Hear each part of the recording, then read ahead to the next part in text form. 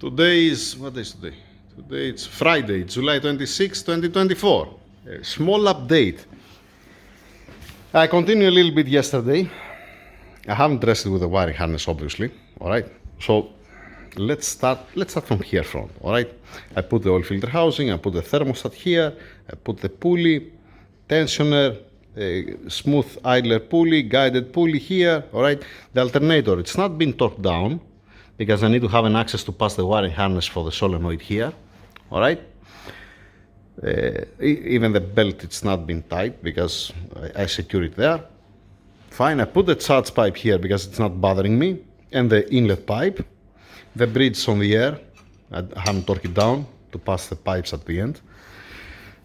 Actually, no, the charge pipe here, it comes the diverted valve, blow valve. So first you have to install the ends and then you have to pass the pipe. Yeah. I have block for the oil cooler lines, block also for the coolant here for the intercooler. Blocked. All the lines are new. Bracket in place. Alright, bolts are all in place. Lovely. From this side we are good. From this side, you have seen that. Spark plugs, it's been already installed, it's been already gapped. I put also the ignition coils. Then, this I have to remove it. Alright, don't pay attention, that's why it's not been torqued down, the breather. And this is how it was actually. And for the owner, he said that he changed 3 campus sensors and one is the old one. The old one I put it here because it has easy access. That's why I put it here. I didn't saw any oil to leak from the sensor, for the campus sensor. If he wants, we can change one, it's fine. But that's the only one that it's the older one. All the rest 3, they're new. Just now it came to my mind. Then I have secured it because this line is the loop for the rail. Alright, that's why I bolted down. I have secured it here how it's supposed to be. Then I have this line. When you have a hard line, steel line like this, and they didn't bend it properly, it's a nightmare. I just make a little bit massage because it was not entering nicely here inside, and it has to align properly to don't destroy the threads. It's stainless steel, this one, and if you go sideways, if you cross thread it, yeah, F up. Never mind. This I have to lose it again, and when it comes a time and I'm gonna put the pump here, I'm gonna check again that it's aligned properly. This for later. I block also here for the boost reference, the adapter. Don't have any contamination. I block here also the intake manifold. This is not now the time. Like I said yesterday, you need to pass the wiring harness. This I put the bolt because before I didn't have this bracket. Finish with that. Oil cap here. From front I already show you. This is closed. This is closed. And this is closed. Fine. From this side I support the loop, this line with the 25 torques on the intake manifold, 30 torques here. This bolt here, the bracket, this being torqued down, this not being torqued down full, it's just snag a little bit. Then, spark plugs and ignition coils also from this side, done. I block, this is for the crankcase ventilation, for the charcoal canister solenoid valve, this goes down back to the charcoal canister, it's connected to one pipe. That's been connected also here, fine, this blocked for the coolant path, for the vacuum pump. The fitting, it's new here. Then I remove the cable tie that I had before here down, just to be relaxed the pipe. The dipstick, it's not been torqued down because I think that the wiring that is here, when you're passing it for the coolant temperature sensor and the crank position sensor, I don't remember if it goes behind or front. It comes here, the wiring, you put one cable tied here, black color.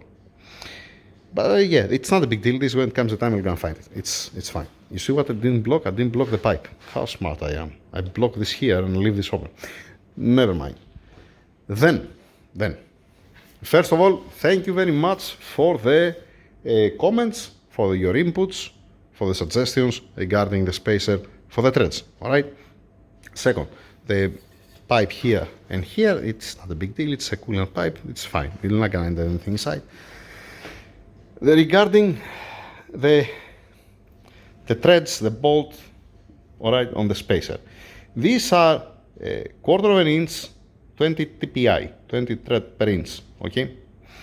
The closest to the metric, it's 125, the pitch, 1.25. After that, you have to go either 125 or 1.5, all right? What's my concern on that? It's not about, you know what, yeah, easily, I can make it M6 by 125, drill it here, tap it, all right? Get same bolts, just in metric, 1.25, and everybody happy, right? No, it's not like that. It's not like that. I'm sorry. When you put it in place, this is anodized, all right? This piece, you see that's anodized. When you put this bolt in place and you try to move it, it doesn't even move at all. It's been machined almost perfectly, all right? It has very tight clearance, and this is how it's supposed to be. The pitch of the thread, what you see here, it's important. Why? I'm gonna explain you why.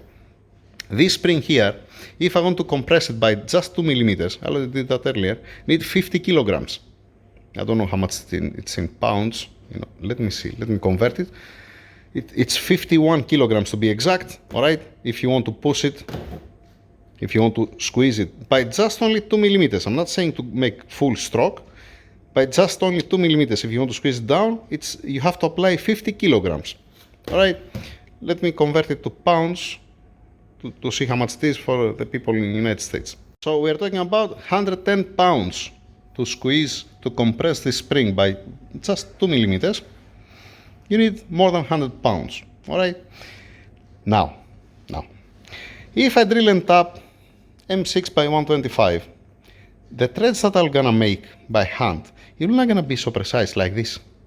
You're not gonna be, I mean, there is no movement at all. Literally, there is no movement. It's nice, it's beautiful. All right? It's not like if I get a piece of aluminum and I drill it and tap it, you're gonna see that it's gonna be slappy, you're gonna be able to move it. On this one, you cannot move it at all. You see that even it comes tight inside. It's important. The pitch of the threads, it's also important because always here, when the lobe is moving, it's compressing the pump. You have vibrations, you have a heat, you have thermal expansion because you have expansion because aluminum, you're gonna expand, all right? And if it's already slappy, the bolt, and if the pitch of the threads is 125, it's not gonna be like this one. The equivalent of this, I mean, if it was 1.5, it's gonna be much better. And again, if you machine it, if you tap it properly, like this one, not 1.5 and playing and moving. That's what I'm saying. So for this reason, I didn't just drill and tap it. If there was material here, if it was much more thick, I can put a helicoil. I can put 125, put a helicoil. I believe it's gonna be slap again. It's not gonna be tight. What other option I have? To put a stud. To make a stud. To pass a stud. But again, no. For this reason, I don't have any problem. I can drill and tap, like I said. I can install it. It's gonna look nice on the video because it's gonna look beautiful. It's gonna be installed nice. Later on, when the customer he gets the car, it might get loose. It might destroy. It might pull out the threads, and then you're gonna be free the pump, and then you're gonna have oil coming here, and then you're gonna have problem with the pipes, and then 1 million things. I don't want to have this kind of headache. I want to do it right. Even I'm gonna give one scenario. If I get the correct drill bit, one friend of mine said to me that, you know what, you can drill it with 5 millimeters and then tap it. 5.5, I don't remember what, I'm gonna check that again. Even if I get the correct tap, if I don't feel the bolt, if the bolt, when I install it inside, it's playing left and right, I'm not gonna install it. I'm sorry. It's a point of failure, for me at least, for my mind. Now, anybody else, they can do it, put a wood screw here and screw it down. It's fine. No hard feeling for that. Just to be clear, I don't want to have any headache, especially on an engine that's not going to be even here in this country. It's not like that, you know what, if something happens, can come here the customer and we can do it for him for free because I make a mistake, let us say, and I tap it with 1 millimeter pitch threads and then destroy the threads. We don't have this. What he's going to do? He's going to send everything from United States to the UAE to do this repair. So he has to pay, he has to find another garage there and to do this job, and he has to pay more money because instead of changing, let us say, the spacer, you choose to drill it and tap it on M6 by 125. Example, scenario, all right? It might be okay. I'm not gambling. It's not my car. It's not my engine. If it was my engine, then I don't know. Maybe I'm gonna weld the spacer on the housing. I'm gonna move the housing. I'm gonna weld all the spacer all around, as an example. I don't know. I'm just saying. Most probably I'm gonna do the same thing. What I'm gonna do, I'm gonna get one spacer like this, and I'm gonna replace it. To do it right, to don't have any headache. So that's what I have to say. Let me block also this one. 1 second, let me block also that, so don't forget it before I finish the video. There we go. Nice. There is no dust, there is no sand, there is no nothing here inside. On top of the ceiling here, except of the sealant that I have put all the way, silicone I have put all the way around, there is also a nylon, and I did that to don't be contaminated the engine room, to don't have a dust, don't have nothing. But for a peace of mind, just in case, you know, blocking especially the oil path, the oil lines here, and for the intake manifold, it's a good thing, you know. I sleep much better at night if I know that everything's been blocked, right? Yeah. So that's what I have to say. There is, I mean, I'll repeat that again. Please don't misunderstand what I'm saying. Each mechanic, each person, each owner, he can do whatever he wants. He can just put a clamp, let us say, and clamp it down, I don't know, or put any bolt. For me, I want to play safe. That's my point. All right? I mean, let me put it on the vise to show you that when you, even if you make one turn and you put it inside, it's not, does have a movement. It's not playing. Just a second. You see that? That's nothing, and it's inside by one turn. It's not moving. I can put a micrometer here, and if you tie it more inside, you don't feel nothing. Zero play. There is zero play, literally. Nothing. It doesn't play at all, left and right. If you drill and tap by hand, it will not gonna be like this. And that's my point. I hope that I make myself clear.